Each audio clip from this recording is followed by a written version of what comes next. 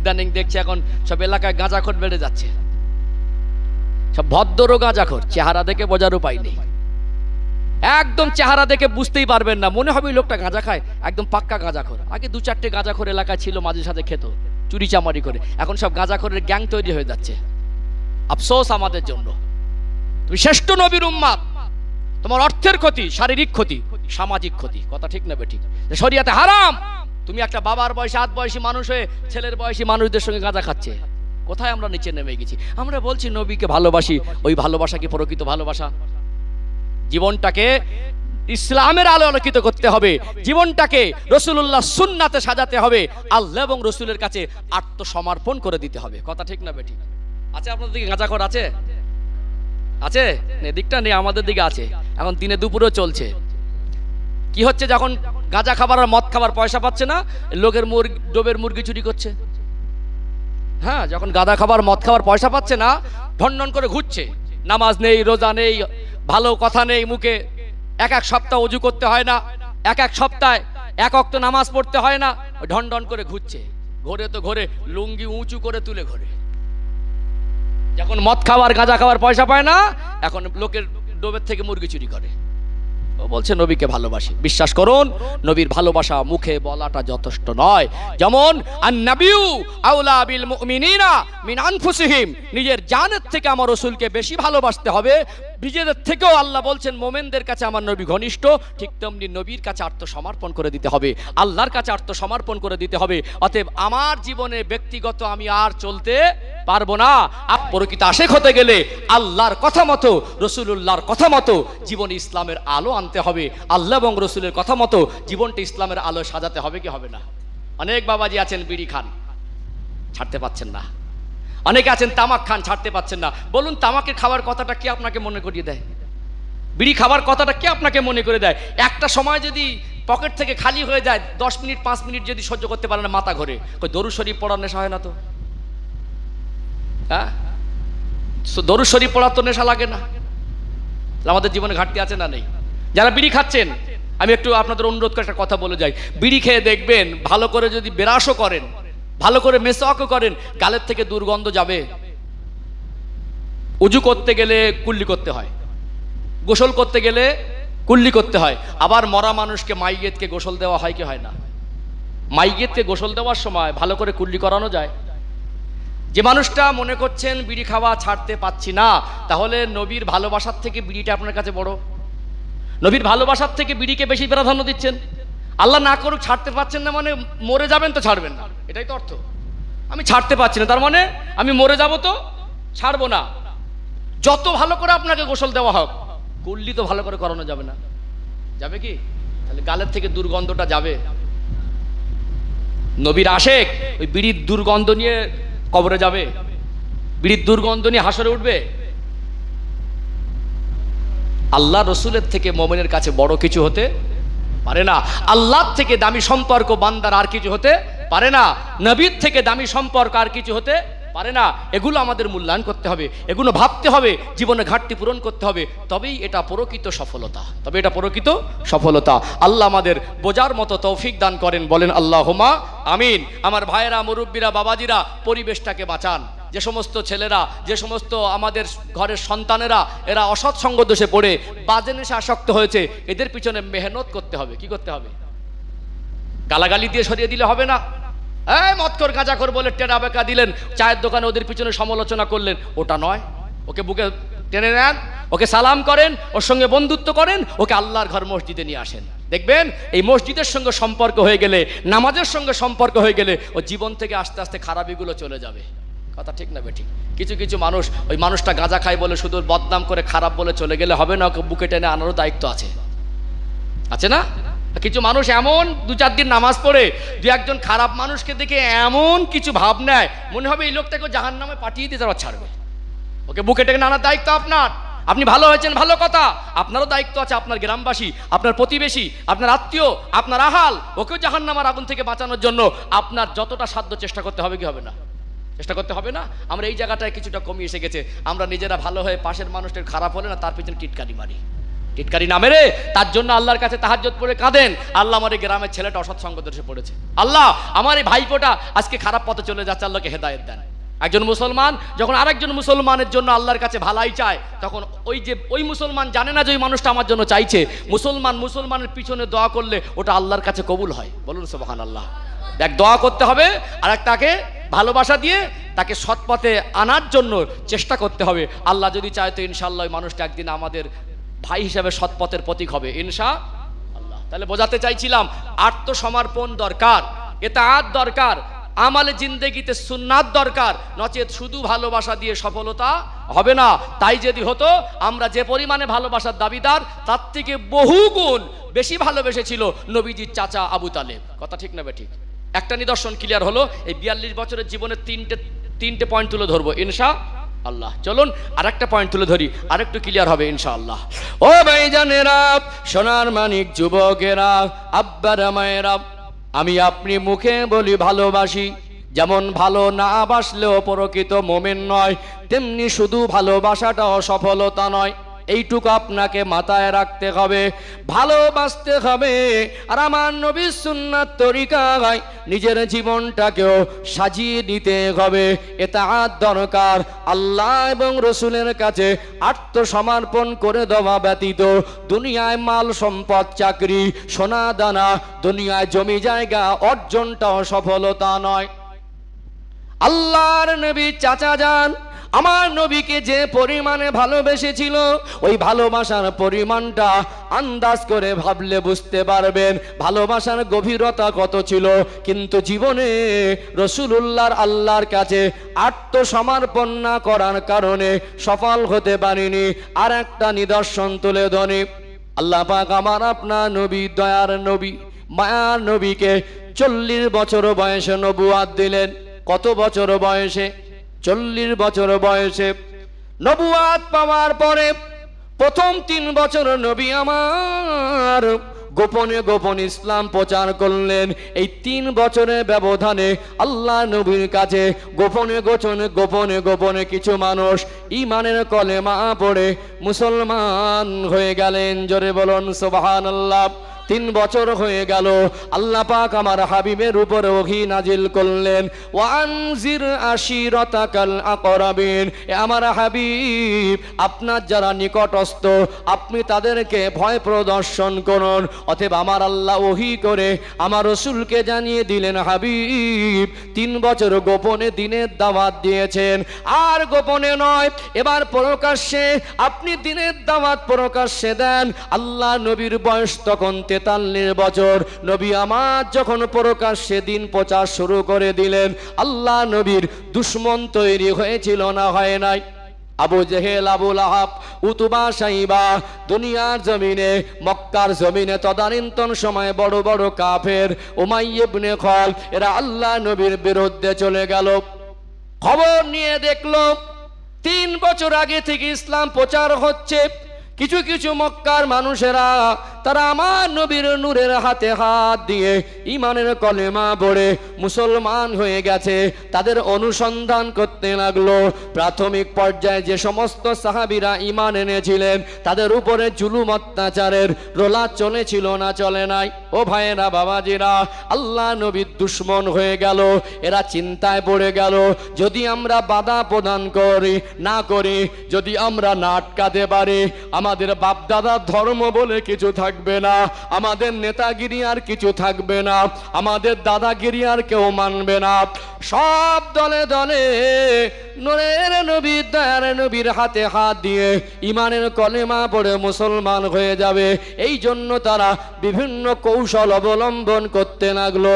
আল্লাহ নবীর নামে বদনাম দিতে লাগলো, আল্লাহ নবীকে গালি দিতে লাগলো, আল্লাহ নবীকে জাদুকর বলতে লাগলো। নবী আমার ঘাত প্রতিঘাতের ভিতর থেকে আল্লাহর দেওয়া দায়িত্ব দিন প্রচার থেকে তিনি বিরত থাকলেন না। একটা সময় কাফেররা মিটিং করলো, এখন মোহাম্মদ বলুন সাল্লাল্লাহু আলাইহি ওয়াসাল্লাম তার উপরে বড় কিছু করতে গেলে তার চাচা আবু তালেব, সে তো আমাদেরই দলের একজন, চাচাকে যদি না জানিয়ে কিছু করা হয় আবু তালেব অসন্তুষ্ট হবে, গার্জেনকে একবার জানানো দরকার। তারা তাদের জায়গা থেকে চিন্তা ভাবনা করে সব দল বেঁধে নবীজির চাচা আবু তালেবের কাছে এসে আল্লাহ নবীর বিরুদ্ধে নালিশ করতে লাগলো। গার্জেনের কাছে বলা দরকার হয় না মাঝে মাঝে? কারণ নবীজির যদি 43 বছর বয়স হয়, 8 বছর থেকে 43 থেকে 8 বাদ দিলে 35 বছরের সম্পর্ক। আব্বার মতো করে সম্মান করতেন আর ছেলের মতো করে আদর করতেন, সেইভাবে লালন পালনও করেছেন। এখন আবু জেহেল আবু লাহাবেরা বলছে এখন তো আবু তালেব তো কলেমা পড়িনি, তার মানে আমাদের অন্তর্ভুক্ত। এখন ওকে না জানিয়ে যদি আমরা বড় কিছু করি তাহলে একসময় ও যদি আমাদের বিরুদ্ধে চলে যায়। আবু তালেব একটা প্রভাব ছিল, একজন সম্মানী ব্যক্তি ছিল তখনকার দিনে এবং বিচক্ষণী সামাজিক একজন ব্যক্তি ছিল। এখন ওই ব্যক্তির মাথা ডিঙিয়ে কাজ করা আমাদের উচিত হবে না। ও ঘুরিয়ে যদি প্রশ্ন করে আমাকে একবার বলতে পারতিস, এক কাজ কর, চল আমরা গিয়ে আবু তালেবকেই প্রথমে বলি ভাইপোকে সামলাক, আর না সামলায় তো পরে আমরা যা ইচ্ছা তাই করব। সব দল বেঁধে আসলো, এসে বললো আবু তালেব কথা আছে। বলো কি কথা বলো? তোমার ভাইপো যা করছে এটা কি ঠিক করছে? বলো আগে কি বলছো বলো। বলো দেখো আজকে তোমার ভাইপো যা করছে, একদিন আমাদের এই বাপদাদার ধর্ম আর আমাদের নেতৃত্ব কিছু চলবে? তা বলে চা করছে, মনে হয় চলবে না। এক কাজ করো, তোমরা এই তোমার ভাইপোকে এটা মানা করে দাও। কি চায়? টাকা চাইলে টাকা দেবো, নেতা হতে চাইলে নেতা বানাবো, নারী চাইলে নারী দেবো, কিন্তু দিনের প্রচারটা যেন না করে। এই সামাজিকতার দিক থেকে একটা সামাজিক চাপ। নবী আমার সন্ধ্যাবেলা ঘরে ফিরবার পরে আল্লাহ নবী চাচা যান আবু তালেব ডাক দিলেন, দয়ার নবীকে ডেকে বলতে লাগলেন, ও ভাতিজা মোহাম্মদ সাল্লাল্লাহু আলাইহি ওয়াসাল্লাম, তোমার আসার আগে মক্কার বড় বড় লিডাররা এসেছিল, তুমি জানো তোমার বিরুদ্ধে সব চলে গিয়েছে। এখন তুমি কি কলেমার প্রচারটা বন্ধ করে দিলে হয় না? তুমি কি চাও বলো? নারী যদি চাও, নেতা যদি হতে চাও, অর্থ যদি চাও, সব তোমাকে দেবে, কিন্তু কলেমার বাণী প্রচার করতে পারবে না। সেই সময় নবী আমার শুনবার পরে আল্লাহ নবী বলতে লাগলেন, চাচা যান আব্বাকে দেখি নাই, মাকে হারালাম 6 বছর বয়সে, দাদুকে হারালাম 8 বছর বয়সে, 35 বছর মতো আপনার তত্ত্বাবধানে আছি। আমি আপনাকে আব্বার মতো করে সম্মান করি আর আপনি আমাকে সন্তানের মতো করে ভালোবাসেন। ও চাচা যান, মক্কার মানুষ আমাকে নেতা বানাবে, আমাকে সম্পদ দিয়ে ধনী বানাবে, নারী দেবে, আমি নারী সম্পদ আর অর্থ আর নেতৃত্ব চাই না। আপনিও যদি আজ থেকে আমার পাশ থেকে চলে যান, গোটা বিশ্বের মানুষ যদি আমার বিরুদ্ধে চলে যায়, তথাপিও আমি রাসূলুল্লাহ এক মুহূর্তের জন্য আল্লাহ দেওয়া দায়িত্ব থেকে, দিন প্রচার থেকে বিরত থাকতে পারবো না। আপনি যদি সরেও যান আমার আপত্তি নেই। সেই সময় নবীজির চাচা বলেছিল, চোখের পানিটা মুছে নাও, আমার গায়ে 1 ফোঁটা রক্ত থাকতে তোমার উপরে আঘাত আসতে দেব না। এই কথাটা ওই বিপদের সময় বলা, যার অর্থ ভালোবাসায় কোনো ভেজাল ছিল না। যতদিন খরচা করবেন দিতে পারবেন ততদিন অনেক বন্ধু পাওয়া যাবে। বিপদের সময় যখন সমাজের বড় বড় প্রভাবশালী নেতারা, যাদের হাঁকে ডাকে মানুষ শোনে, যাদের পেশারে মানুষ চুপ করে মুখ বন্ধ করে বসে থাকে, এরা যখন বিরুদ্ধে, আর এই কঠিন মুহূর্তে আল্লাহর নবীকে এত বড় কথা বলা, যাও তুমি বুক ফুলিয়ে দিন প্রচার করো, আমার গায়ে 1 ফোঁটা রক্ত থাকতে তোমার উপর আঘাত আসতে দেব না। এই যে কথাটা বলা, এর দ্বারা বোঝা যায় ভালোবাসার মধ্যে কোনো খুঁত ছিল না, ভালোবাসার মধ্যে কোনো ভেজাল, ভালোবাসা ছিল সলিড। কিন্তু এতাআত আর আত্মসমর্পণ জিনিসটা, এতাআত আর আত্মসমর্পণ জিনিসটা ছিল না। আমরা ভালোবাসি সবাই দাবি করছি, কিন্তু নামাজে আসতে চাইছি না। বহু ঘরে 5 জন 7 জন মানুষ, একজনও নামাজি না। বহু মানুষ ঢনঢন করে ঘুরে বেড়াচ্ছে, 1 ওয়াক্ত নামাজ পড়ে না। জিজ্ঞেস করো নবীকে ভালোবাসি, এটা প্রকৃত ভালোবাসা নয়। ভালোবাসা যেমন দরকার জানের থেকে বেশি, তেমনি আত্মসমর্পণের এতাআতটা দরকার। কথা ঠিক না বেঠিক? হ্যাঁ, আজকে কিছু মানুষ মনে করে নামাজ না পড়ে মরে যাওয়ার পরে আমার ছেলেরা আমার নামে একটু বিলাত দিয়ে দেবে, একটা কলমাখানি করে দেবে, একদম বড় গরু ভয়সা এনে আমার নামে জবাই করে একটা খাইয়ে টাইয়ে দেবে, মনে হয় আমাকে জান্নাতে পাঠিয়ে ছাড়বে। অবশ্যই বাবার নামে দান খয়রাত করেন, বাবার মাগফিরাতের জন্য কোরআন তেলাওয়াত করেন, বাবার মাগফিরাতের জন্য অন্ন দান করেন, অসহায়কে খাওয়ান, সবের কাজ। কিন্তু আপনি মনে করবেন আমার কিছু করার দরকার নেই, নামাজ কালামের মরে যাবার পরে টাকা রেখে যাচ্ছি, দামি কাপড় কিনে এনে দেবে, গোলাপ পানি ছড়িয়ে ভর্তি করে দেবে, দামি আতর দিয়ে খুশবু করে দেবে, পয়সা ভাড়া করে বড় হুজুরকে এনে জানাজা পড়িয়ে দেবে, আর নাজাত পাবো। ইসলাম এই জীবন ব্যবস্থা আমাদের দেয়নি। কথা ঠিক না ঠিক? কেউ যদি মরণের পরে সন্তানরা করে সেটা আমার সৌভাগ্য, কিন্তু আমার আখিরাতের চিন্তা আমাকে করতে হবে। আমার জীবনটা বেঁচে থাকা অবস্থায় ইসলামের আলো আমাকে আলোকিত করতে হবে। অনেক মানুষ আমরা নিজেরা নামাজ পড়ছি, আমাদের ঘরের স্ত্রীদের নামাজের কথা বলছি না। আমরা নিজেরা নামাজ পড়ছি, শ্বশুর নামাজ পড়ছে, বৌমাকে নামাজের কথা বলে না। আবার কিছু কিছু মানুষ আছে সব দল বেঁধে বেনামাজি।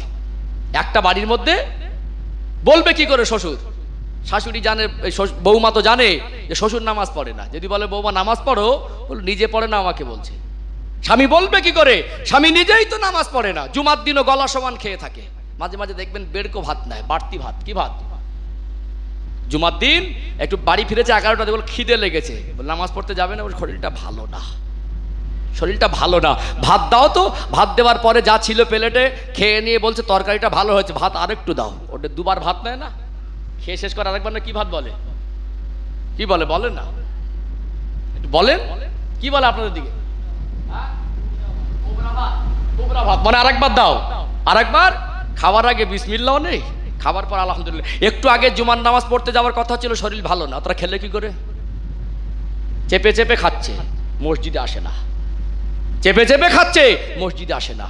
নবীকে ভালোবাসি, ওই ভালোবাসাটা প্রকৃত সফলতা নয়। যেমন ভালো না বাসলে সফলতা নয়, আর শুধু ভালোবাসাটাও সফলতা নয়। আল্লাহর কাছে, রসুলের কাছে আত্মসমর্পণ করতে, 5 ওয়াক্ত নামাজ পড়তে হবে, পর্দা করতে হবে, হালাল হারাম বেঁচে চলতে হবে, দুনিয়ায় ভালো পরিবেশ ওঠা বসা করতে হবে। আমার চিন্তায়, চেতনায়, কথায়, বার্তারা, লেবাসে, পোশাকে আমার নবীর সুন্নাত দরকার আছে না নেই? আছে না? সুন্নাত দরকার আছে। ডাক করবেন না, অনেক মানুষ আছেন অনেকে দাঁড়িয়ে রাখতে পারছেন না। কেন ভাই? কোন শক্তি আপনাকে দাঁড়িয়ে রাখতে বাধা দিচ্ছে? আপনি কেন দাঁড়িয়ে রাখছেন না? আপনি নবীকে কতটুকু ভালোবাসেন? আর এই ভালোবাসার সত্যতা হিসাবে আপনি জীবনে কি করতে পেরেছেন? নবীকে যে ভালোবাসেন এই দাবির শর্তে আপনি কি কাজ করছেন? এটুকু আপনি আপনার জীবন নিজে খুঁজুন। আজকে কেন রাখতে পারছি না? কিছু কিছু মানুষ আবার ইদানিং পয়সা হয়েছে তো সপ্তাহে 2 বার করে চাচে। গ্রাম এলাকার মানুষ কম, শহর এলাকা যাদের একটু পয়সা বেশি হয়ে গেছে, আগে তো মাঝে মাঝে বড় হয়ে যেত, বাড়ি থেকে স্ত্রী বলতো অনেক দিন হয়ে গেল একটু গোপ দাড়িটা কেটে এসো। এখন আবার পয়সা বেশি গেছে, সপ্তাহে 2 বার করে চাচে। কেউ কেউ আবার বিন বাড়ি যাওয়ার সময় ক্রিম লাগিয়ে সমান করে যায়। বাবজিরা ভাইরা, আমার নবী সুন্নাতের থেকে বড় আমার কাছে কিছু হতে পারে না। কিসের জন্য আপনি রাখছেন না? আমার নবী সুন্নাত ছেড়ে দিয়ে আমি কখনো চলতে পারি না। আমার রসুলের থেকে আমার কাছে প্রিয় কিছু হতে পারে না। ইদানিং দেখছি আবার কিছু যুবক ছেলে দাঁড়িয়ে রাখছে, সেটা আবার মানে একটু ভিন্ন লাইনে দাঁড়িয়ে রেখেছে, ওটা সুন্নাত নয়। কোনো খেলোয়াড় বা প্লেয়ারের অনুসরণে, অনুকরণে এখান থেকে হাফ ইঞ্চি হয়ে এই জায়গাটা 1 ইঞ্চি।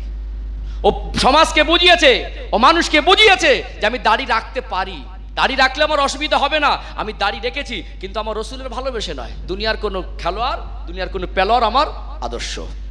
দাড়ি রাখেননি একরকম গোনা, অন্য কাউকে অনুসরণ করার অর্থ হলো দুনিয়ার কোন খেলোয়াড় আর প্লেয়ারের অনুকরণে দাড়ি রাখার অর্থ হলো আমার রসুল ছেড়ে দিয়ে ওই ব্যক্তিকে বেশি প্রাধান্য দেওয়া হয়ে গেল।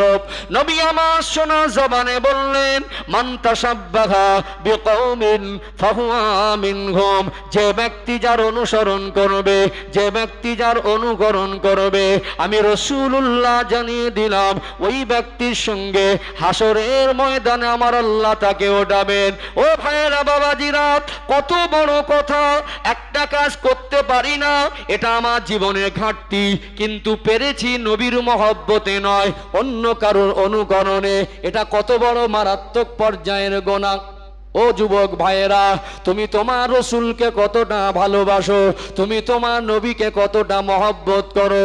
তুমি রাখলে ঠিকই, তোমার রসুল্লাহ থেকে, তোমার নবীর থেকে দুনিয়ার তার ঈমান আছে কিনা, ওই মানুষটা মুসলমান কিনা, ওই মানুষটার আদর্শর কোনো ব্যাপার আল্লাহর কাছে 1 পয়সা কোনো মূল্য নেই। তুমি কেন তার অনুসরণে দাঁড়িটা রাখলে? অতএব নবীর ভালোবাসায়, নবীর সুন্নাতগুলো আমাল আমলে জিন্দেগিতে বাস্তবায়ন করতে হবে। নবী আমার সোনা জবানে বললেন, মানা হাব্বা সুন্নতি, যে ব্যক্তি আমি রাসূলুল্লাহকে ভালোবাসলো, যে ব্যক্তি আমি রাসূলুল্লাহ সুন্নাতকে ভালোবাসলো, ফাকাদ হাব্বানি, সে যেন আমি রাসূলুল্লাহকে ভালোবাসলো। অতএব দুনিয়ার জমিনে আমার চিন্তা চেতনা, আমার চলাফেরা, আমার খাওয়া দাওয়া, আমার লেবাস পোশাক, আমার ঘুম, আমার ব্যবসা, টোটাল জীবনটাকে রাসূলুল্লাহর দয়ার নবী মায়ার নবী রেখে যাওয়া সুন্নাত তরিকায় জীবনটাকে সাজাতে হবে। ইতাআতের সাথে সাথে রাসূলুল্লাহকে ভালোবাসতে হবে। আমার আল্লাহর কথা মতো জীবন তৈরি করতে হবে। যেহেতু আমাদের জীবনে আমার আল্লাহ থেকে বড় কিছু হবে না, আমার রাসূলুল্লাহ থেকে বড় কিছু হবে না। এইভাবে জীবন যাপন যদি করতে পারি, আমার আল্লাহ কবর জগতে শান্তি দেবেন, আর আখিরাতে আমার আল্লাহ জান্নাত নসিব করে দেবে। তাহলে সুন্নাত যারা, যে সমস্ত যুবক ভাইয়েরা অন্যকে অনুকরণ করে দাঁড়িয়ে রাখছে, অনুরোধ করছি নবীর মহব্বতে রাখো, পরিবর্তন হও। যাদের নেই অন্তত আল্লাহর কাছে গিয়ে বলেন, আল্লাহ জীবনে নামাজ, রোজা, হজ, যাকাত, তাসবিহ, তাহলিল, দান, খয়রাত করেছিলাম, কতটুকু সলিটর আমি দেখাতে পারবো না, ওটা আমি দেখাতে পারবো না। এইটুকু আমি নবী দিবসের মাহফিলে বসে, সিরাতুন নবী জলসায় বসে এইটুকু আমি ওয়াদা করেছিলাম, মরণে আগ পর্যন্ত নবীর সুন্নাতটা নিয়ে যাব, এইটা অন্তত নিয়ে এসেছি। এইটুকু তো বলা যাবে। আচ্ছা আচ্ছা, ধনী লোক মরে যাওয়ার পরে না দেখা যাচ্ছে কাপনের ভিতর থেকে মুখটা চকচক করছে, কাপনের ভিতর থেকে মুখটা চকচক করছে দাড়িটা নিয়ে। আফসোস, দুর্ভাগ্য, হতভাগ্য ওই লোকটা মরণ আগ পর্যন্ত নবীর সুন্নাতটা বুকে নিতে পারলো না। বলুন, তোমার ওই রাজত্ব, তোমার ওই ডিগ্রি, তোমার ওই চাকরি, তোমার ওই নেতার ডিগ্রি, তোমার নেতার ওই তোমার নামে নেতার ট্যাগ, তোমার নামে হুজুরের ট্যাগ, তোমার নামে হাজির ট্যাগ লাগানো, ওই ট্যাগ দিয়ে জান্নাতে যাওয়া যাবে? যাবে? নবীর আদর্শ দরকার। নবীর, যদি নবীর আদর্শ ছেড়ে দিয়ে, ইতাআত ছেড়ে দিয়ে, আত্মসমর্পণের বাইরে এসে ইচ্ছা মতো জীবনযাপন করে নবীকে ভালোবাসি, আপনার থেকে বেশি ভালোবেসেছিল নবীজির চাচা আবু তালেব। দুদিনের সময় যেদিন চতুর্দিকে দুশ্মনে ভরেছিল, সেদিন বলেছিল এক ফোঁটা রক্ত থাকতে তোমার উপর আঘাত আসতে দেবো না। ওই ভালোবাসা তো আপনি বাঁচতে পারেননি। এত ভালোবেসে আত্মসমর্পণ করেনি বলে ওই ব্যক্তি কামিয়াব হতে পারেনি। কথা ঠিক না বেঠিক? তাহলে আত্মসমর্পণ দরকার আছে না নেই? ইতাআত দরকার আছে। আল্লাহ আমাদের বোঝার তৌফিক দান করেন, বলেন আল্লাহুম্মা আমিন। তাহলে প্রকৃত ভালোবাসার তিনটে শর্ত বলেছিলাম। এক, ভালোবাসাও দরকার, সাথে সাথে ইতাআত দরকার। শুধু ভালোবাসাটা সফলতা নয়, আর শুধু ইতাআতটাও সফল। ভালো না বাসলেও মোমেন নয়, আর শুধু ভালোবাসাটাও, ভালোবাসার সাথে সাথে ইতাআত, তার সাথে সাথে নবীকে সম্মান করা। লাস্ট পয়েন্ট আমি একটু ব্যাখ্যা বিশ্লেষণে আসবো। আর একটা পয়েন্ট তুলে ধরি ইনশাআল্লাহ, আলোচনা অসুবিধা হচ্ছে নাকি? বুঝতে পারছেন তো? আর একটা পয়েন্ট তুলে ধরি ইনশাআল্লাহ, এটা লাস্ট পয়েন্ট। তারপরে নবী পাকের ব্যক্তি জীবনের ব্যক্তিত্ব সম্পর্কে একটু আলোচনা রাখবো ইনশাআল্লাহ, যাতে আমাদের ঈমান আকীদা মজবুত হবে ইনশাআল্লাহ। ও ভাইজানেরা, সোনার মানিক যুবকেরা, আব্বারা মায়েরা, আল্লাহ নবী হুজুর আমার 43 বছর বয়সে আমার আল্লাহ যখন ওহী করলেন, ওয়ানজির আশিরাতাকাল আকরাবিন, আমার হাবিব আপনার যারা নিকটস্থ আপনি তাদের ভয় প্রদর্শন করুন। প্রথম 3 বছর গোপনে, 3 বছর পরে আল্লাহ ওহী করলেন প্রকাশ্যে। আল্লাহ নবী প্রকাশ্যে দিন প্রচার করছেন, দিন প্রচার করলেন গোপনের পরে প্রকাশ্যে 4 বছর। আল্লাহ নবীর বয়স তখন 47 বছরের মতো। এই 4 বছরের সময়টা আমার নবী আর সাহাবার জীবনের অত্যন্ত কঠিন সময়, ঘাত প্রতিঘাতের ভিতর থেকে গুজরান করলেন।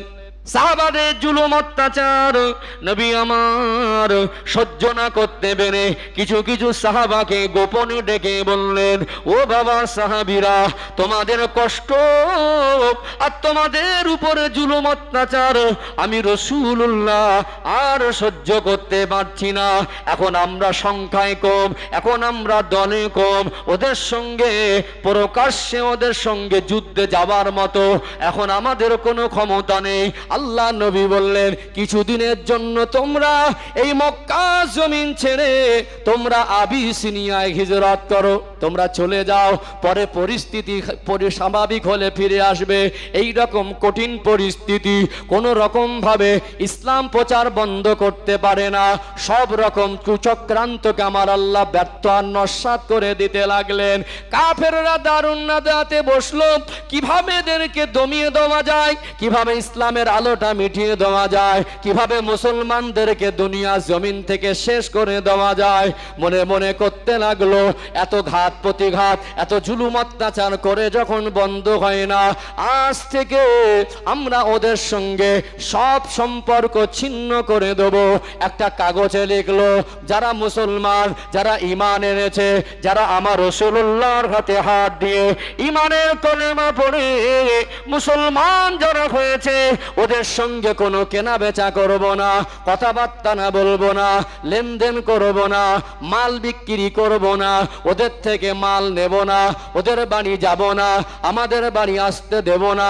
গোটা এরিয়া যদি 20-50 হাজার মানুষ যদি 20-50 জনকে এক ঘরে করে দেয়, তাদের থেকে বয়কাট করে সব সম্পর্ক ছিন্ন করে দেয়, মুসিবত বাড়বে না কমবে?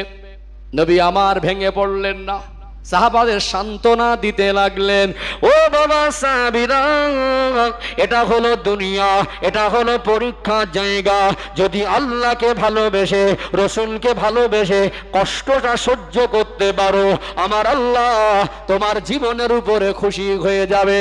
সাহাবারা বললেন, ইয়া রাসূলুল্লাহ, ইয়া হাবিবাল্লাহ, আপনাকে মেনেছি মুখে মুখে নয়, আল্লাহকে মেনেছি মুখে মুখে নয়, জান লাগলে জান দেব, মাল লাগলে মাল দেব, সর্বস্ব ত্যাগ করে দেব, তথাপিও আল্লাহ আর রসুলকে এক মুহূর্তের জন্য ছেড়ে যাব না। মুসলমান সংখ্যায় কম, কি কঠিন পরিস্থিতি। একটা ফ্যামিলিতে একজন মুসলমান আর বাকি সব বেঈমান। এখন বলুন, ওই ফ্যামিলি থেকে বেরিয়ে এসে বয়কাট করে দেওয়া মানে এক আল্লাহ রসুল ছাড়া হয়ে যাওয়া, না ওদেরকে ছেড়ে আল্লাহ রসুলের দলভুক্ত হওয়া। পরিষ্কার হয়ে যাবে কারা ঈমান এনেছে, এখানে বাছাই হয়ে যাবে কি যাবে না। না, ঘর ছেড়ে বেরিয়ে যেতে হবে। রসুল তো তখন যাদের যেতে বলেছেন গেছেন, কিন্তু থাকলে আমার নবীর কাছে আসতে হবে কি হবে না। আহা, কত কঠিন পরীক্ষা। সব ছেড়ে দিলেন, ছোট ছোট বাচ্চা ছেড়ে দিলেন, বাড়িতে খাবার ভর্তি, সম্পদ ত্যাগ করে দিলেন, জামা কাপড় ত্যাগ করে দিলেন, পরনার বস্ত্রটা পরে আমার রাসূলুল্লাহর কাছে চলে আসলেন। হুজুর বুঝতে পেরে যাক, যাই মনে করুক কোনো আপত্তি নেই, আপনাকে সব থেকে বেশি ভালোবাসি। চলে আসলেন কোথায়? একটা পাহাড়ের গুহায় আশ্রয় নিয়েছিলেন। 3 বছর ধরে সব সম্পর্ক ছিন্ন করে সমাজ থেকে বয়কাট করে রেখেছিল। ইতিহাস পড়ে দেখবেন, আল্লাহ নবী হুজুর আমার সাহাবাদের নিয়ে শিয়াবে আবু তালেবে 3 বছর অনেক কষ্টের সঙ্গে দিন অতিবাহিত করেছে। মাল বিক্রি করে না, সামান্য টাকা নিয়ে গেলে কেউ মাল দেয় না, কেউ কথা বলে না, কোনো সম্পর্ক রাখে না। ওরা মিটিং করে সিদ্ধান্ত করে আল্লাহর কাবা ঘরের দেয়ালের গায়ে ঝুলিয়ে দিল, যতদিন এই কাগজ লেখা অক্ষত থাকবে ততদিন মুসলমানদের সঙ্গে কোনো আপোষ নেই। চিন্তার মধ্যে পড়ে গেলেন। সাহাবারা বলতে লাগলেন, এত দুর্দিন গেল, এত অভাব গেল, গাছের পাতা খেলাম, ক্ষুধার জ্বালা নিবারণ করতে পারি না, কি খাবো খাবার নাই, পাহাড়ি গাছের পাতা তুলে ক্ষুধার জ্বালা নিবারণ করেছি, কি খাবো তেমন কিছু নাই, কোথায় কি পাই, কিছু না পেয়ে পশুর চামড়া, শুকনো চামড়াকে পানিতে সিদ্ধ করে খেয়ে ক্ষুধার জ্বালা নিবারণ করেছি, তথাপিও রাসূলুল্লাহকে ছেড়ে চলে যায় নাই। এই কঠিন দুর্দিনের সময় সাহাবারা যেমন নবীকে ভালোবেসে সঙ্গ দিয়েছিলেন, আবু তালেব একমাত্র সেই ব্যক্তি, তিনি ঈমান আনে নাই, তারপরেও আমার নবী আর সাহাবাদের সঙ্গে এই 3 বছর দুঃখ কষ্টের ভাগীদার হয়েছিলেন। অতএব একজন ঈমান না আনার পরেও আমার নবীর সঙ্গে কষ্টের দিনে থাকা, এটা কি ভালোবাসা নয়? এটা ভালোবাসা নয়, এটাও ভালোবাসা। তার ভালোবাসার এই 42 বছরের সম্পর্কের জীবনে 3টে নিদর্শন তুলে ধরেছি। এরকম 42 বছরের জীবনে আরো আছে না নেই? আছে না? যারা আমরা মনে করি নামাজ দরকার নেই, যারা আমরা মনে করি দাড়ি রাখার দরকার নেই, যারা আমরা মনে করি সুদ খাচ্ছি তো কি হয়েছে, যারা আমরা মনে করি ঘুষ খাচ্ছি তো কি হয়েছে, যারা আমরা মনে করি গান শুনছি তো কি হয়েছে, যারা আমরা মনে করি আমাদের আর পরিবর্তনের দরকার নেই, যা হয় দেখা যাবে, মনে রাখবেন এটা সফলতা নয়। এটা বোঝাতে চাইছি। শুধু বলেন ভালোবাসি, কেন নবীকে ভালোবাসি, বছরে জলসা একবার চাঁদা দেই, জলসায় গিয়ে ভিড় করি, কেন আমি জান্নাতে যেতে পারবো না? অবশ্যই ভালোবাসার প্রাধান্য দিচ্ছি। যতটুকু ভাষেন আলহামদুলিল্লাহ, ওটা যথেষ্ট নয়, ওটা যথেষ্ট নয়, পরিপূর্ণতা করতে হবে। ভালোবাসার পরিপূর্ণতার অর্থ হলো নবীর কথা মতো জিন্দেগিতে সুন্নাত সাজাতে হবে। কথা ঠিক না বেঠিক? আমার বিশেষ করে একটা কথা আমি যেটা বলি, আপনারা সচেতন হন। পর্দার বিষয়টা আজকে আমাদের সমাজে খুব করুণ অবস্থা। পর্দার বিষয়, বিয়ে বাড়ির চিত্রগুলো পাল্টে গেছে না যায়নি? চার দোকানে বসে ভদ্রলোক ঠ্যাঙের উপরে পা তুলে দিয়ে গল্প করছে, দেখে মনে হবে অ্যাডভোকেট, কিন্তু ওর বাড়ির মেয়েরা পর্দা করে না, কোনো ভূমিকা নেই। বাইরে গিয়ে গল্প করে দেখে মনে ভীষণ জ্ঞানী গুণী। আপনি এত দায়িত্বশীল মানুষ, আপনি এত বোঝেন, আপনার বাড়ির মেয়েরা পর্দা করে না, ওইটা বুঝতে পারলেন না? এখন মরা বাড়িতে মেয়েদের ভিড় বেশি না কম? একটু বলেন না, বেশি না কম? টোটো ভ্যান তো সব এখন রিজার্ভ। অবাক হয়ে যাবেন, মরা বাড়ি মরা মানুষকে দেখতে যাচ্ছে ঠোঁট পালিশ দিয়ে কপালে টিপ পরে। মরা মানুষকে দেখেও জীবন মন নরম হয় না। বলছে আমি যাব, পাশ থেকে পুরুষ মানুষ তুমি যাবে বলছে, তার যাও, আমি বাড়ি থাকি।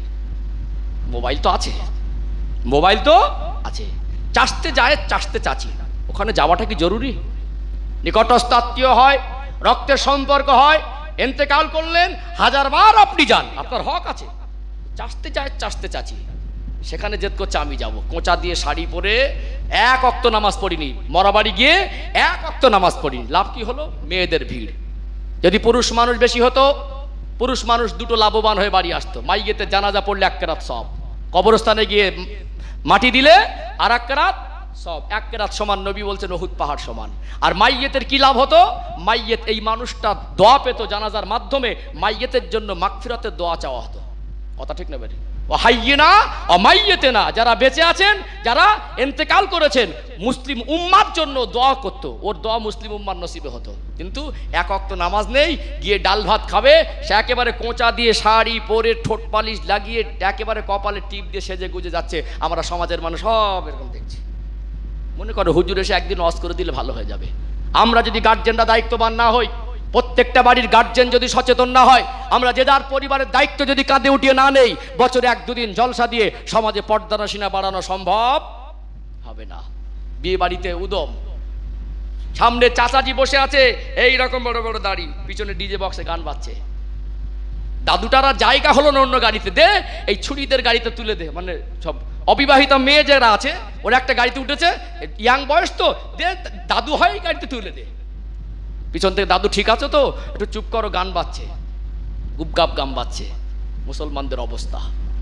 আমরা বলছি নবীকে ভালোবাসি। আপনার মেয়ে পর্দা মানুষ করতে হবে আপনাকে, আপনার স্ত্রী পর্দা রাখার দায়িত্ব আপনার, আপনি গার্জেন, আপনার পরিবারের মহিলাদের উপর আপনার দায়িত্ব আছে, দায়িত্ব সচেতন হতে হবে। শুধু মুখে ভালোবাসার নাম এটা না, আত্মসমর্পণ করে দিয়েছি। মুসলমান, আল্লাহকে রসুলকে আমি আত্মসমর্পণ করেছি, আমি আমার ব্যক্তিগত মতে আর চলতে পারবো না। যদি এতাআত বাদ দিয়ে শুধু বলেন ভালোবাসি, আপনার থেকে বেশি ভালোবেসেছিল কে?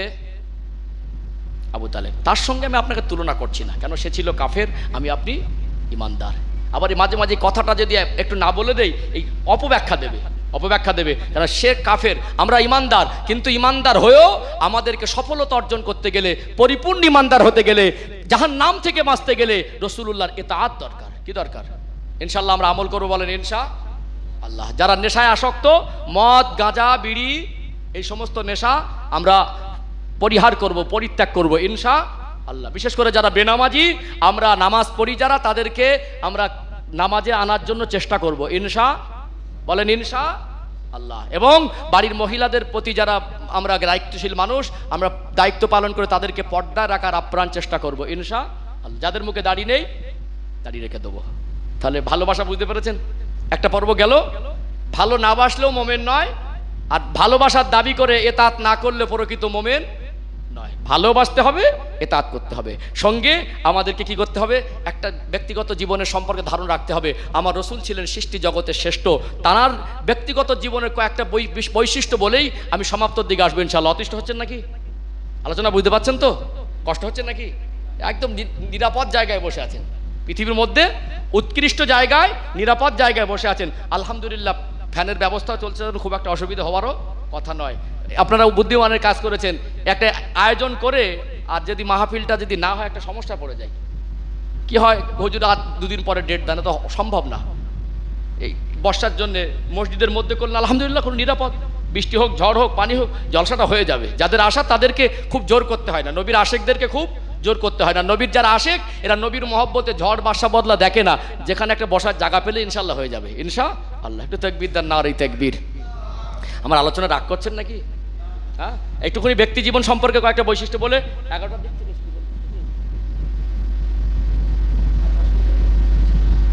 একটু তাকবীর দেন, নারে তাকবীর। আর একটু জোরে নারে তাকবীর। আল কোরআনের আলো, নারে তাকবীর। একবার দরুদ শরীফ, আল্লাহুম্মা সাল্লি আলা